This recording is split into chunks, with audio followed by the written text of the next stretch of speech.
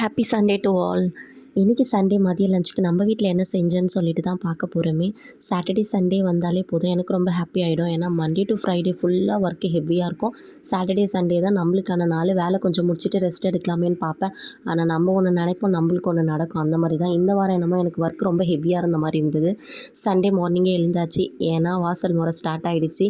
ஒரு வீட்டுக்கு ரெண்ட்டுக்கு போயிட்டோன்னாவே வாரம் வாரம் நம்மளுக்கு வந்து பார்த்திங்கன்னா ஒரு பர்சனோட வாசல் முறை இருக்கும். இந்த வாரம் என்னோடய வாசல் முறைட்ட வந்தால் ஒரு சில வீட்டில் வந்து பார்த்திங்கன்னா ஆள் வச்சு அவங்களோட முறையை செஞ்சுப்பாங்க. இங்கே வந்து பார்த்திங்கன்னா நம்ம செய்கிற மாதிரி தான்.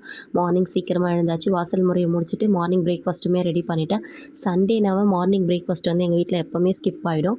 மதியம் சேர்த்து சாப்பிட்ற மாதிரி தான் இருக்குமே. ஆனால் இன்றைக்கி என்ன அதிசயமோ, நான் இன்றைக்கி சீக்கிரமாக செஞ்சாச்சு. மதியத்துக்கு என்னடா செய்யலான்னு யோசிச்சுட்டே இருந்ததா எனக்கு பிரியாணி சாப்பிட்ணும் போல் ஒரே கிரேவிங்ஸாக இருந்ததா. வீட்லேயும் அதுக்கேற்ற மாதிரி பிரியாணி தான் கேட்டுருந்தாங்க. சரி ஓகே, சிக்கன் வாங்கிட்டு வர சொல்லி அவங்களையுமே அனுப்பிட்டு பிரியாணிக்கு தேவையான ஐட்டம்ஸ் எல்லாமே வந்து ரெடி பண்ணலாமேன்னு சொல்லிட்டு வெங்காயம், தக்காளி, புதினா, கொத்தமல்லி, பச்சை மிளகாய் எல்லாமே எடுத்து நல்லா வாஷ் பண்ணிவிட்டு நறுக்கிறதுக்கு எடுத்து வச்சுட்டேன்.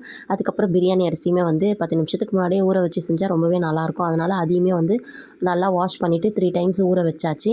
அதே மாதிரி சிக்கனுமே வாங்கிட்டு வந்துட்டாங்க. மஞ்சத்தூள் போட்டு நல்லா வாஷ் பண்ணி எடுத்து வச்சுக்கிட்டேன்.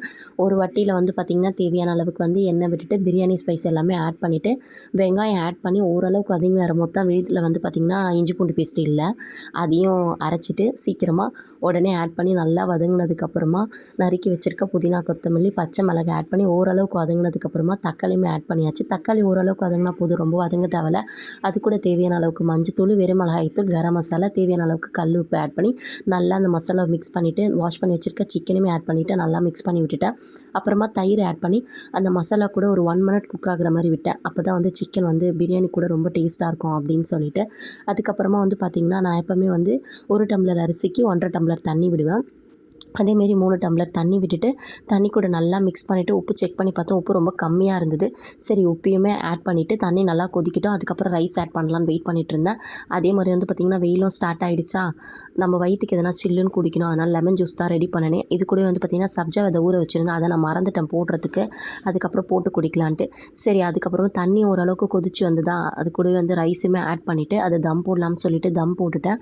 அப்படியே சப்ஜா விதையை ஆட் பண்ணிவிட்டு என்னோடய லெமன் ஜூஸை குடிச்சு முடிக்கிறதுக்குள்ளேயே வந்து பார்த்திங்கன்னா பிரியாணி ஓரளவுக்கு ரெடியாகி வந்துடுச்சு. அதுக்கப்புறம் தம்மை உடச்சி பிரியாணி ஒரு பிளேட்டில் எடுத்து போட்டு நேற்றே நான் நண்டு கிரேவி செஞ்சுருந்தேன்.